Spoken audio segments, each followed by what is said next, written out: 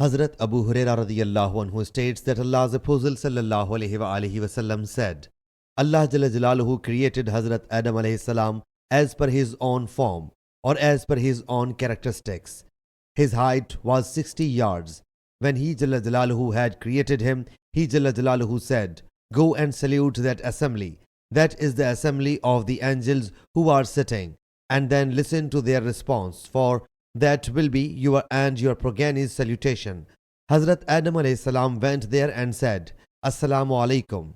Salutation be upon you. The angels alayhimus salam replied, Assalamu alayka wa rahmatullah. Salutation and Allah's blessing be upon you.